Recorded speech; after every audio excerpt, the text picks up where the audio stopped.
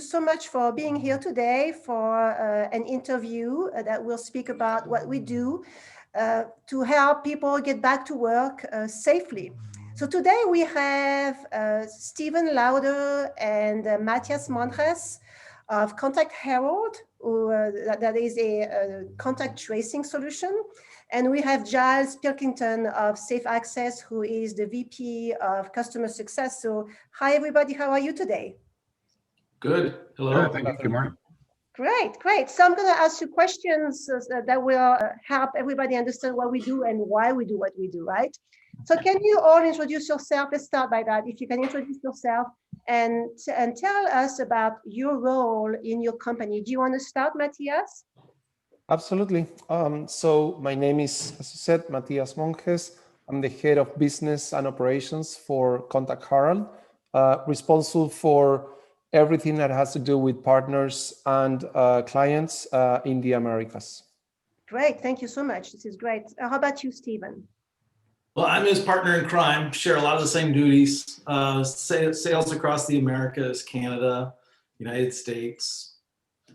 Great, great. Giles, do you want to introduce yourself as well? Sure. I'm Giles Pilkington, VP of Customer Success for Safe Access, and also one of the founders of the company too. And I work with all our customers in various verticals to onboard them and make sure everything works for them with Safe Access. Great, wonderful. Thank you all for being here. All right, so are really people thinking about returning to in-person experiences? What is your experience? Can you speak about this? From our perspective, from Contact Herald, what we initially saw was an opportunity to help essential businesses avoid shutdowns, right? So when these type of companies needed to, provide these services, they were very concerned about actually getting their staff infected, kind of continuing to spread the virus. And that's why they came to us and, we were able to actually provide a good solution to actually stop the spread to some extent. What we're seeing now is that those type of concerns are expanding. So from one perspective, those essential companies have established their protocols. They incorporated Contact Herald as part of the solution. But now we have non-essential businesses that are considering getting back to work, that are still thinking about how to continue their business, their everyday business, and still protect their employees. But they're looking for solutions, to make sure that they can keep their businesses running, right? So that's where we see an opportunity, and that's why we see a big uptake in solutions like these, like Safe Access and Contact Herald, to actually make this possible. Right. Yeah, there's definitely a shift in people's perception as to how they have to address the after COVID world, right? Because I think they don't think that it will ever be back to what it was before, and that they really have to be ready to establish themselves in a way that creates trust to their audiences, right? Absolutely, absolutely. No, it's, and I would say everybody kind of within different industries are considering this, right? So originally, we thought about really essential businesses doing this, food processing, construction, and others. But now we're seeing many others that are actually considering the same approach. So, I mean, you speak about non-essential businesses, non-essential businesses. Are you noticing that there are specific industries that are more prone to looking at this type of solutions that you offer? Yes, definitely. So many more industries, many more companies are now considering these solutions.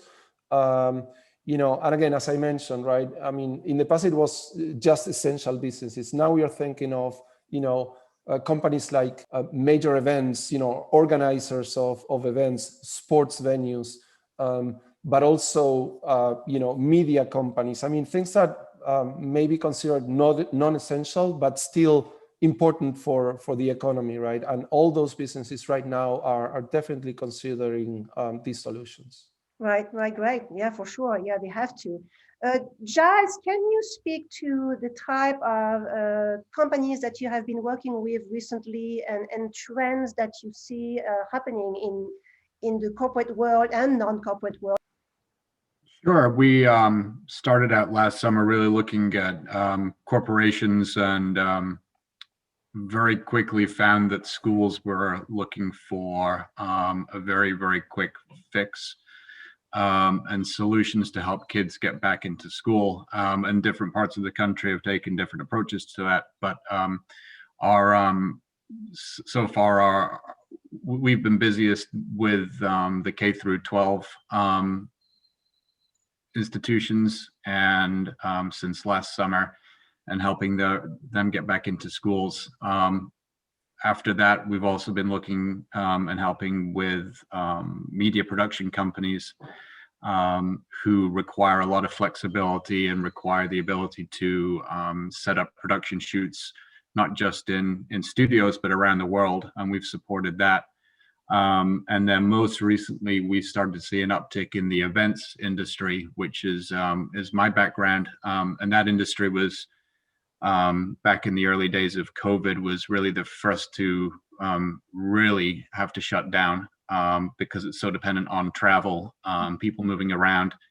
And it will probably be one of the last industries to come back fully. And we're seeing a lot of movement there. With people trying to find ways to reopen and re-engage and get a whole lot of people back to work, and then people traveling. So that's where we've been looking so far, and we're very busy with the events industry right now,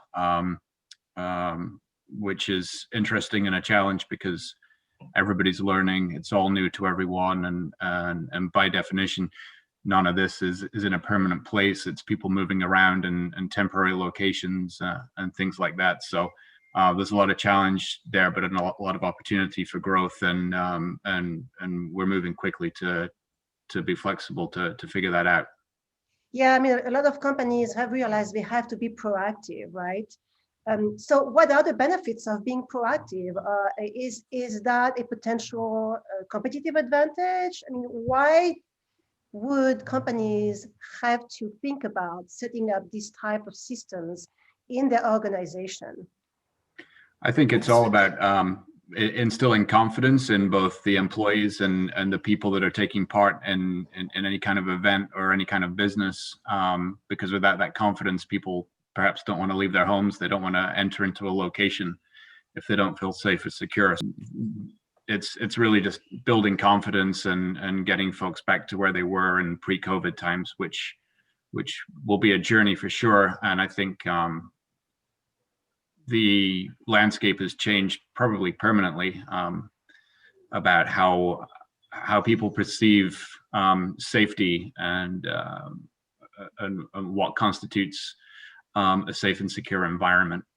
Mm-hmm, for sure. Matthias, Steven, is there anything that you'd like to add to this? Yeah, we had a client. We just followed up with a client a couple of weeks ago, and he said one of the things they didn't expect was that people now feel like if they forget their card somewhere, there's a moment of panic sets in because they feel so much more confident with it. They're always kind of like, "Oh, where did I leave it? I have to go get it." So right. Yeah, no, I mean, it's definitely a huge competitive advantage. I mean, when they come to an event or when they open their doors again, they can prove that they have the systems in place to protect not only their employees, their visitors, and their clients, right? Yeah, it's confidence and trust, right? And you put those two things together, and then everybody feels a lot better about coming back to the office or going to an event or sending their kids to school. Yeah. Do you anticipate government putting in place some new regulations that force companies to have this type of systems implemented? What do you think? It's uncertain. You always have to, pros and cons on doing that. I mean, there's a lot of discussions around actually implementing a COVID passport. Mm-hmm. That is certainly very positive and could help a portion of the population to actually get back to normal or to pseudo normal. But at the same time, there's definitely concerns about equality, privacy, and different aspects of that. So it's a tough decision, you know, and it's a tough moment for all of us, right? And we'll certainly support either way, and we'll try to actually collaborate with our solutions to as much as possible, right? But certainly, I mean, it's an uncertain environment, and what we are trying to provide with our solutions is certainty, right? It's giving both employees and employers a way to gain certainty, to gain trust, and to, you know, approach us back to normal as much as possible. Right. So we haven't done so. Can you quickly describe your product, how it works? That would be great, if you don't mind. Absolutely. So Contact Herald is basically a way to determine if people was in proximity with other people.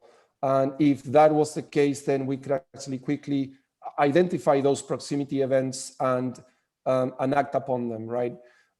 So basically, we asked every user to wear one of these cards. So this is pretty much a badge that you need to wear around your neck. Each card, the only function that they have is try to identify if there's other cards of the system in proximity to that one. So every time there's a card that is at less than 6 feet from this card, the card's memory is going to file a proximity event, right? That proximity event is basically going to say, this particular card has been in proximity with this other card at this particular time frame. In the event of someone getting infected or testing positive, we have the capability of uploading that data to the database. And within the database, we can identify these individuals that were in proximity and contact trace them and reach out to them and let them know that they had kind of an exposure, right? I mean, they were in proximity with someone infected and then need to go isolate and get tested. Yeah, that's wonderful. And then that helps also provide compliance reports that are critical, right? Absolutely. Our main goal is to make sure that you know, our platform, our system is complementary to the systems or the protocols that these employers establish, both from a compliance perspective, but also from a protection of their employees, for business continuity, different aspects that are important to each company. Mm-hmm. So yes, our platform has been designed in a very flexible way to support any type of protocol, any type of processes, whether those are compliance or not for compliance, to address for these situations, to actually make sure that we can keep the businesses running and we can actually protect the employees in doing so. Okay, great. Yes. Giles, can you speak about the Safe Access 360-degree solution with the range of products that the company offers? That would be great if you could give us a quick synopsis of that. Sure. So Safe Access started out as software as a service platform back early in 2020. And we were purely software and providing that service to help screen people entering locations. Over the past few months, we have added partners in the Safe Access 360 Coalition to provide other services to complement that screening service, to the extent that we've become more of a risk management as a service offering. So within that umbrella, we have risk management and physical security, alongside expertise in regulatory compliance. Across the United States, regulations differ from state to state, county to county, and then of course around the world, country to country. In addition, PCR and antigen testing for COVID-19, a very interesting AI-based cost signature analysis tool as well.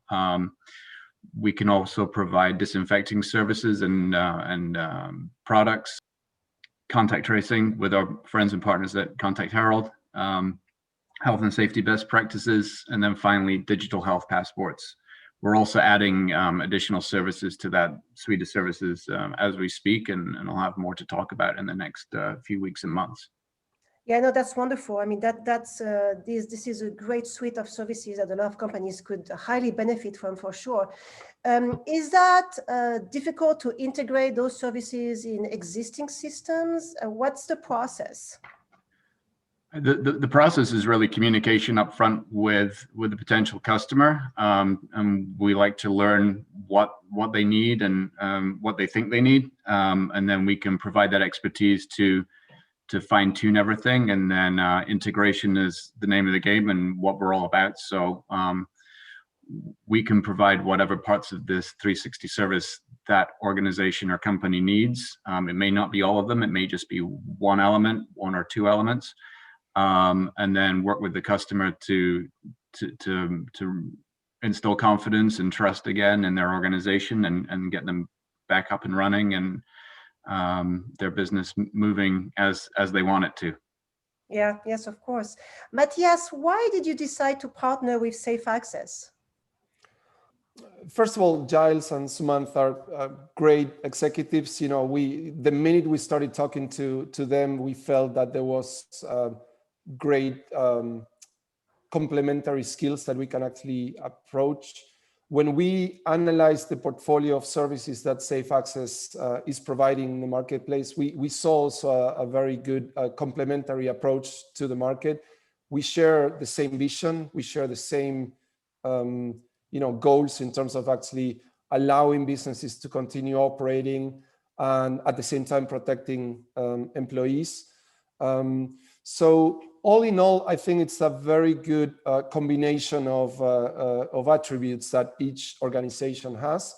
And then the trend in the marketplace that we see nowadays is companies going from desperately trying to stay afloat and to operate to now establishing kind of more of a mainstream sort of security and pandemic protocol. And again, contact tracing, which is what we do and what we know how to do, is a big part of that, but it's not the only part of it. So partnering with Safe Access to actually provide all those different services to all our clients is definitely the right way to go for us. Yeah, it's coming back to that proactive approach to establish their business and set their business for success going forward, which again is a big competitive advantage that a lot of those companies can for sure implement, right? Absolutely. Yeah. Stephen, what's your experience, daily experience with your clients? Is there any type of new needs that you see out there? Have you noticed any trend that you would like to share with us? I think the trend is that everybody, like Matthias said, everybody at first was just trying to figure out how to keep everybody safe, how to be minimally compliant. Mm-hmm. And now when we start having conversations with people, they're looking for much more robust solutions. Mm-hmm. They're looking for things that are for the longer haul. They want to make their employees feel safe coming back to work. They want to have reporting to upper management, to their board of directors. They are trying to look ahead and say, what is the local government authority going to want to know from us? How can we prove, that we've taken the right steps and we're keeping everybody safe? Mm-hmm. So it's a much, much more robust experience and response that people have right now and need. Yeah, no, that makes a lot of sense. All right, so some people say that COVID is almost over and that why they should have the need to implement solutions like the solutions that you all offer. What do you have to say to that? First of all of us want COVID to be over, right? So let's be clear on that. We want to make sure that that we can provide the right tools, but at the same time, hopefully, we are not going to be talking about these, at least COVID, in the next few months. With that said, it's a very uncertain time, right? And it is not clear at the moment when is it going to be over, how is it going to be over, what are the different cohorts, what are the different groups of people that are going to be safe, right? So we have a very good, very effective vaccines, but we don't exactly know how long that immunity is going to last, right? If you are going to need to get vaccinated every year or every 6 months. We don't know a lot of things about these. And again, what we are trying to do with our solutions, with our portfolio of services, is basically giving certainty to businesses, right? So today is the pandemic, COVID-19, but again, who knows if there's going to be another pandemic in the near future, if COVID-19 is going to evolve into something different. And hopefully not. And again, we don't talk about this anymore, but we are here to help. We want to make sure that we give certainty on what we know to our clients. And that's kind of where we are, right? So we're just trying to provide that support that companies need at the moment to continue working, continue operating. And it's not, the rollout has not been equal across the globe, right? So there's a lot of people in other countries who are just, don't even have anything started yet, and they're still experiencing the pandemic. Yeah, for sure. Yeah, Giles, I'm going to ask you the same question and also speak about the risk management side of this, because a lot of the solutions that we offer, that SafeAccess offers, cater to the pandemic and COVID-19, but cater to also other needs that are more based on the risk management itself. Is that right? That's right. And, I echo that. We all want this over, and in a way we all wish that we didn't ever have to do what we've been doing the past few months, but it's a necessity now to help organizations and get back to where they need to be. I think going forward, there will be this has really opened people's eyes to risk and also to liability. And there's some unanswered questions there about liability and how do places keep, what's the responsibility of different organizations and places to the people that are visiting them. So by pulling together SafeAccess 360, the partner coalition, what we have is a wide-ranging suite that covers a lot of ground to helping provide that security and risk management to help protect the organizations in different aspects of liability, and also provide protection to the people within them. So it's an uncertain world, and hopefully we're through the worst of COVID-19, but we also don't know what's going to happen next and what could happen next. So that's where we are, and I think that's the strength of SafeAccess 360, the partner coalition, and organizations like Contact Herald, who have just been fantastic to work with and great partners in all this. So yeah. Well, congratulations to all of you for what you're doing. It makes a big difference in this world. And Matthias, you said one thing that I would like people to remember with this video today, is that you said creating certainty in an uncertain world. This is what we do. And nowadays, certainty is huge. Absolutely. And again, that was our original vision, right? I mean, when we started, we saw companies completely confused about, what to do when an employee was infected, if they needed to shut down the whole operation, if they just can isolate that, some companies were even saying, oh yeah, we're gonna just put a face mask to that guy and make him continue working. So again, bringing that certainty, avoiding companies to go back to an employee and ask them who they've been together in the last 20 days. I mean, that in itself is really rewarding for us, right? I mean, giving that certainty that we can say for sure who that person has been in contact with in the last 20 days and go back to those people and say, look, you need to isolate, you need to protect yourself. That for us is crucial, right? And it's very rewarding from our perspective. So continuing to do that, continue to give certainty in an uncertain world is kind of our mantra, right? So definitely looking forward to continuing doing that. And that makes sense. It makes it worth it. Getting up every day knowing that we do make a difference in the world, right? Absolutely. Absolutely. Yeah. Thank you all for your time. I really appreciate it. It was wonderful to speak with you all. Thank you. Keep doing what you're doing, and we'll catch up soon. Take care.